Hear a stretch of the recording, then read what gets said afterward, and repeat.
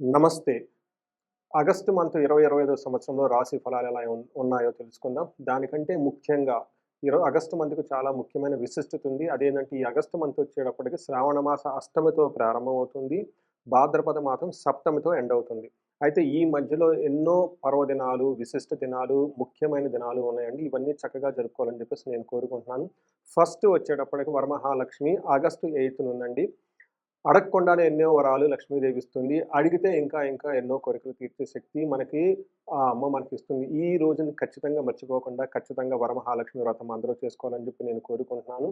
దీనితో పాటు next day మనకి ఆహ్, వచ్చేప్పటికి ఆహ్, గాయత్రి మాత జన్మదినం కూడా ఉంది. అది కూడా చక్కగా అందరూ సెలబ్రేట్ చేసుకోవాలి. ఎవరైతే ఎడ్యుకేషన్ ప్రకారంగా ఉన్నతంగా ఎదగాలనుకుంటున్నారో, ఆధ్యాత్మిక శక్తి, ఆధ్యాత్మిక జ్ఞానం, వేద జ్ఞానం కావాలనుకుంటున్నారు. ఖచ్చితంగా ఆ రోజు జంధ్యాలు మార్చుకొని ఉపకర్మ చేసుకుంటారు. అంతేకాకుండా గాయత్రి మాత యొక్క వ్రతం కూడా సెలబ్రేట్ చేసుకుంటారు.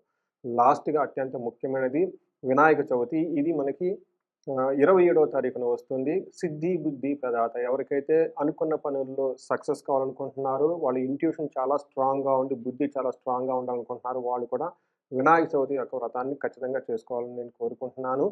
ఈ మాసం అంతా మీరందరూ ఆధ్యాత్మికంగా ఉండి, వరలక్ష్మి వ్రతాన్ని, దానితో పాటు శ్రావణ సోమవారాలు, మంగళవారాలు కూడా సెలబ్రేట్ చేసుకుంటారని చెప్పేసి, మీ అందరికి అష్టైశ్వర్యాలు, భోగభాగ్యాలు కలగాలని చెప్పేసి నేను కోరుకుంటున్నాను.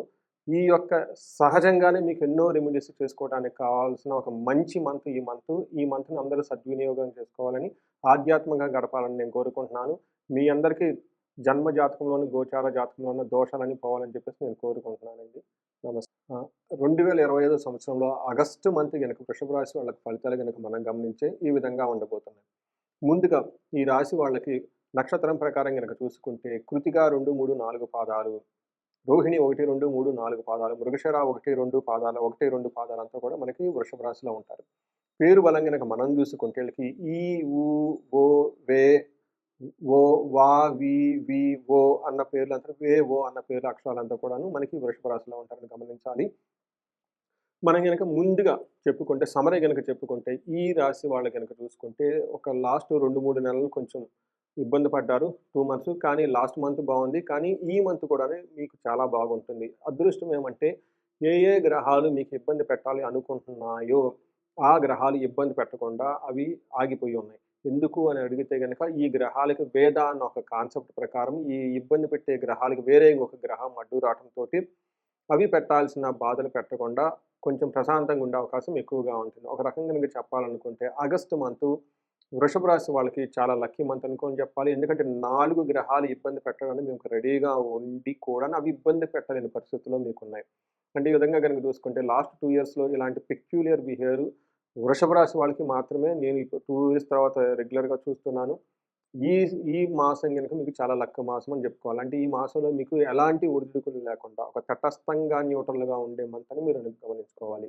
గ్రహస్థితి గనుక మీరు చూసుకుంటే ఆగస్టు 17న సూర్యుడు మీకు సింహరాశిలోకి వస్తూ ఉన్నారు.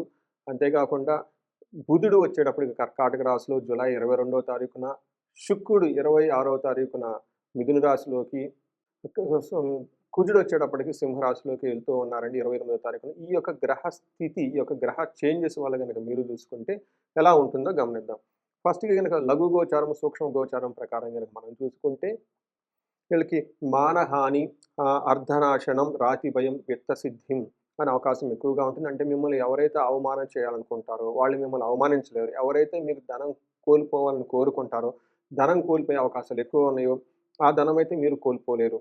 అంతేకాకుండా శత్రువుల ద్వారా ఎవరైతే మిమ్మల్ని ఇబ్బంది పెట్టాలనుకుంటారో, ఆ శత్రువులు మిమ్మల్ని ఇబ్బంది పెట్టలేరు. అంతేకాకుండా మీకు ఓవరాల్‌గా గనక చూసుకుంటే ధనం ప్రకారంగా చాలా చక్కగా బాగుండే అవకాశం ఎక్కువగా ఉంటుంది. సో, ఇది లఘు గోచారం, సూక్ష్మ గోచారం యొక్క కాన్సెప్ట్ ప్రకారం మనం చెప్పడం జరుగుతుంది. సో, ఈ ప్రకారం గనక చూసుకుంటే సూర్యుడు 4 ఇంట్లో ఉండి 10 ఇంట్లో చూడటం వల్ల మిక్స్డ్ రిజల్ట్ అని మనకు చెప్తూ ఉంటారనమాట. కొన్ని విషయాల్లో బావుంటుంది. కొన్ని విషయాల్లో ప్రతికూలంగా ఉంటుంది. మీరు గనక చూసుకుంటే సూర్యుడు 4 ఇంట్లో ఉంటే అంతఃక్లేశః గృహఛిద్రం సౌఖ్యహానిమభోజనం ప్రయాణే విఘ్నమాప్నోతి చతుర్థే సంయుతే రవి అని మనకు చెప్తూ ఉంటారు. అంటే ఈ ప్రకారం గనక చూసుకుంటే మీకు అంతఃక్లేశః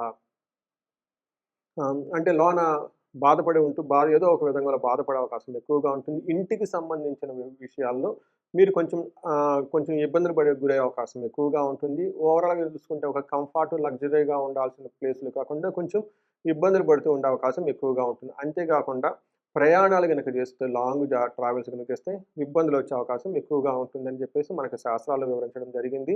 అయితే అదృష్టం ఏమంటే ఇప్పుడు దాకా చెప్పుకున్న ప్రాబ్లమ్స్ మీకు అంతగా ఇబ్బంది పెట్టే స్థితిలో అంత రేంజ్‌లో అయితే ఉండవు. అంతేకాకుండా సూర్యుడు 10వ ఇంట్లో దృష్టి చూడటం వల్ల మీకు జాబ్ రిలేటెడ్ వ్యవహారాల్లో చాలా ప్రమోషన్స్ వచ్చే అవకాశం ఎక్కువగా ఉంటుంది. మీ బాస్ నుంచి మంచి అప్రిసియేషన్స్ వచ్చే అవకాశం ఎక్కువగా ఉంటుంది. ఏమైనా గనక టార్గెట్స్ లేదంటే ఒక బిజినెస్‌లో ఒక గోల్స్ అవన్నీ ఉంటే చక్కగా సాధించుకునే ఒక టాలెంట్, కేపబిలిటీ మీకు బయటపడేసి మీరు అందరి ద్వారా మన్ననలు పొందుతారు అవకాశం ఎక్కువగా ఉంటుంది. అయితే కుజుడు మీకు 5 ఇంట్లో ఉండటం వల్ల ఇది అంత మంచి పొజిషన్ కాదు అని చెప్తారు. కానీ వేద ఉండటం వల్ల కుజుడు కూడాను తను చేయాల్సిన ఇబ్బంది పెట్టాల్సిన పరిస్థితులు ఇబ్బంది పెట్టకుండా ఒక తటస్థంగా ఉండే అవకాశం ఎక్కువగా ఉంటుంది. జనరల్‌గా గనక కుజుడు 5వ ఇంట్లో గనక ఉంటే దేహ జాడ్యం, సంతాప కాలాతిక్రమణ భోజనం, దుర్ధం కర్మ లాభచ్చ అని చెప్తారు. అంటే ఏదైనా గనక పని చేస్తే, ఆ పనిలో సరైన రిజల్ట్ రాకుండా ఇబ్బంది పడే అవకాశం ఎక్కువగా ఉంటుంది. అంతేకాకుండా టయానికి భోజనం చేయకుండా జాబ్‌లో కొంచెం హడావుడిగా ఉండే అవకాశం ఎక్కువగా ఉంటుందని చెప్తారు. కానీ ఇది కూడా మీకు అంత ఎక్స్‌పీరియన్స్ అవ్వరు. నార్మల్‌గా ఉండే అవకాశం ఎక్కువగా ఉంటుంది. ఓవర్ ఎక్స్‌పెండిచర్ ఖర్చులు విపరీతంగా వచ్చే అవకాశం ఎక్కువగా ఉంటుంది. హాస్పిటలైజేషన్ కానివ్వండి, లేదంటే తీర్థయాత్రలు గాని, కొన్ని అనుకోని విధంగా దుబారా ఖర్చుల విషయంలో మాత్రం జాగ్రత్తగా ఉండడం ఎంతైనా అవసరం.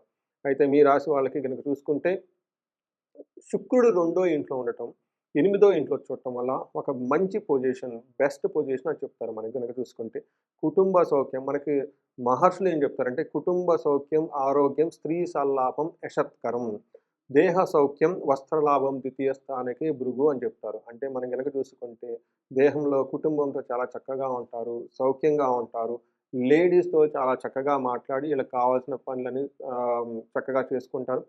లేడీస్ అయితే గనక జెంట్స్‌తో వాళ్ళతో గనక ఏమైనా భేదాభిప్రాయాలుంటే అవన్నీ తొలగిపోయి చక్కగా వాళ్ళకి కావాల్సిన పనులన్నీ చక్కగా చేసుకునే అవకాశం ఎక్కువగా ఉంటుంది.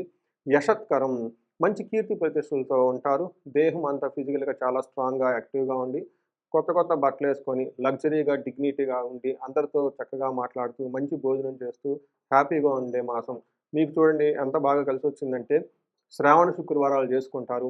అలాంటి శ్రావణ శుక్రవారాలు చేసుకునే టైంలో శుక్రుడు మీకు బాగా యోగ్యతనిస్తూ ఉన్నాడు. అందుకని శుక్రవారాలు చక్కగా చేసుకోండి. స్వీట్స్ అన్నీ తినండి. పొంగల్ చేసుకోండి. అందరికి చిన్న చిన్న పిల్లలకి సుహాసిని పూజ చేయండి. లేడీస్‌కి ఉంటే గనక ముత్తైదులకి చక్కగా తాంబూలం అవన్నీ ఇచ్చేసి వాళ్ళ ఆశీర్వాదాలు తీసుకోండి. ఇంకా ఇంకా చాలా బాగుంటారు. వృషభ రాశి అనేది ఈ 25వ సంవత్సరంలో బెస్ట్ రాశుల్లో ఒక రాశి అనేది మీరెప్పుడూ మర్చిపోకండి. రెండోది టైంకి మంచి ఫుడ్ తింటూ హ్యాపీగా ఉంటారు. మనం నక్షత్ర ప్రకారం గనక చూసుకుంటే, కృతిక, భరణి, మృగశిర 3 నక్షత్రాలు ఇందులో ఉంటాయండి. కృతికా నక్షత్రం గనక చూసుకుంటే ఈళ్ళకి జయప్రదంగా ఉంటుంది. విశేష ధనలాభం ఉంటుంది. బంధించబడినట్లు ఉండే ఒక పరిస్థితి అయితే ఉంటుంది. అంటే లైఫ్‌లో ఏదన్నా ఇంపార్టెంట్ పని గురించి అనిశ్చితితో ఎక్కువగా ఉంటారు. స్టాగ్నేటివ్ పొజిషన్‌లో ఎక్కువగా ఉంటారు. డెసిషన్ కరెక్ట్‌గా తీసుకోలేని స్థితిలో ఉండే అవకాశం ఎక్కువగా ఉంటుంది. ఈ సందర్భంలో ఒక మంచి ఆస్ట్రాలజర్‌ని కలిసినా, లేదంటే మెంటార్స్‌ని కలిసినా, ఒక సబ్జెక్ట్ మ్యాటర్ ఎక్స్‌పర్ట్స్‌ని కలిసినా గాని వాళ్ళ ఆధ్వర్యంలో వాళ్ళతో డిస్కస్ చేసి గనక డెసిషన్ తీసుకుంటే మీకొక మంచి డైరెక్షన్ దొరుకుతుందని గమనించుకోవాలి. రోహిణి నక్షత్రం వాళ్ళకి జయప్రదంగా ఉంటుంది. ధనలాభం ఉంటుంది. అయితే బంధించబడినటువంటి పరిస్థితి కూడా ఉంటుంది. మృగశిర వాళ్ళకి ఐశ్వర్యం ఉంటుంది. జయప్రదంగా ఉంటుంది. లాభం ఉంటుంది. మృష్టాన్నం చక్కగా పార్టీలు ఫంక్షన్‌కి అటెండ్ అయ్యేసి మంచి మంచి ఆహ్, ప పార్టీలతో ఎంజాయ్ చేసే అవకాశం ఎక్కువగా ఉంటుంది. అయితే వీళ్ళకి కలహము, గొడవలొచ్చే అవకాశం ఎక్కువగా ఉంటుంది. ఈ గొడవలు కూడాను ఆగస్టు 13థ్ లోపు గొడవలయ్యే అవకాశం ఎక్కువగా ఉంటుంది. కొంచెం ఈ గొడవలు కూడాను మీకు అన్నాదమ్ముల వల్ల గొడవలు, లేదంటే భూముల వల్ల గొడవలు, రియల్ ఎస్టేట్ రిలేటివ్‌కి సంబంధించిన వాటి విషయాల్లో మనస్పర్ధలు, గొడవలొచ్చే అవకాశం ఎక్కువగా ఉంది. ఒక రకంగా గనక చూసుకుంటే రోహిణి నక్షత్రం వాళ్ళకి స్త్రీల ద్వారా అంటే ఈళ్ళ ఇంట్లో ఎవరైనా గనక స్త్రీలుంటే వాళ్ళ ద్వారా ఈళ్ళకి ప్రాబ్లమ్స్ వచ్చే అవకాశం ఎక్కువగా ఉంటుంది.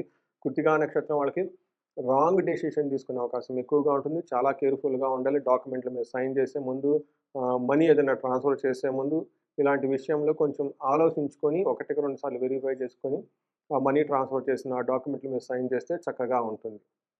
వీళ్ళకి రెమెడీస్ గనుక చూసుకుంటే, జనరల్‌గా ఈ వృషభ రాశి వాళ్ళకి చాలా చక్కగా బాగుందని చెప్పుకోవాలి. అయితే కొంచెం కుజుడు వల్ల సూర్యుడు వల్ల ఇబ్బందిగా ఉంది కాబట్టి, ఈళ్ళకి ఆంజనేయ స్వామికి సంబంధించిన దేవాలయాలు విజిట్ చేసిన, అంతేకాకుండా సూర్యునికి సంబంధించిన సూర్యాష్టకము ప్రతిరోజు నిత్యం జపించిన, ఆదిత్య హృదయ స్తోత్రం జపించినా గానీ చాలా చక్కగా బాగుంటుంది. అంతేకాకుండా ఈ రాశి వాళ్ళకి జనరల్‌గా ధన ప్రవాహం చక్కగా ఉండాలి. ఎవరికైనా గనక ధనానికి గనక ఇబ్బంది పడుతుంటే కుబేరు పాశుపత అభిషేకంతో పాటు మహాలక్ష్మి విశేష హోమం ఈ టైంలో జరిపించుకుంటే శ్రావణ మాసంలో అమ్మవారి కృప వల్ల ఇంకా త్వరగా ధనం సంపాదించుకొని జీవితంలో ఉన్నతంగా ఎదిగే అవకాశం ఎక్కువగా ఉంటుంది. ఆగస్టు మంత్ 21, 22వ తారీఖుల్లో సామూహికంగా నేను కొంతమంది లాస్ట్ ఇయర్ అంతా 1-1 చేయటం జరిగింది. హోమాలు, తర్వాత అభిషేకాలన్నీ వాళ్ళ ఇళ్లల్లో, ఆఫీస్‌లో అలా. అయితే కొంతమంది ఖర్చు ఎక్కువగా ఉండడంతోటి సామూహికంగా ఏదన్నా గనక ఉంటే చెప్పండి అన్నట్లు అడిగారు. ఆ ఉద్దేశంతోటి ఈ ఆగస్టు మంత్ 21, 22 తారీఖుల్లో ఈ 2 తారీఖుల్లో ఆగస్టు మంత్ 21న కుబేరు పాశుపత అభిషేకం ఎవరైతే ధనం సంపాదించుకొని పోగేసుకోలేకపోతున్నారో, కూడబెట్టుకోలేకపోతున్నారో, ధనం వాళ్ళ దగ్గర నిలుపుకోలేకపోతున్నారో వాళ్ళు కుబేరు పాశుపత అభిషేకాన్ని చేపించుకోండి.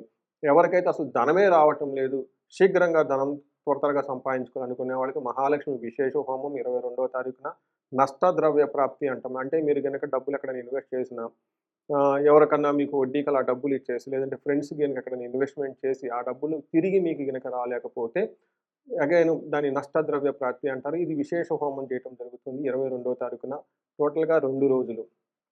ఎవరైనా గనక ఇంట్రెస్ట్‌గా గనక ఉంటే, సామూహికంగా మీ చేతులతో మీరే కుబేరుడికి సంబంధించిన అభిషేకము నెయ్యితో చేసే అవకాశము, అలానే హోమం మీ చేత్తో మీరు చేసే అవకాశం ఇది సామూహికంగా చేయటం జరుగుతుంది. ఖర్చు కూడా చాలా తక్కువగా ఉంటుంది. ఇంట్రెస్ట్‌గా ఇంకెవరైనా గనక ఉంటే ఈ స్క్రీన్ మీద కనిపిస్తున్న నెంబర్ దగ్గర కనెక్ట్ అయ్యి కాల్ చేసి వివరం పంపించడం జరుగుతుంది. ఈ వృషభ రాశి వాళ్ళందరికీ అష్టైశ్వర్యాలు కలగాలని, భోగభాగ్యాలు కలగాలని, సమాజంలోనే ఉన్నతంగా ఎదగాలని చెప్పేసి నేను కోరుకుంటున్నాను. నమస్తే.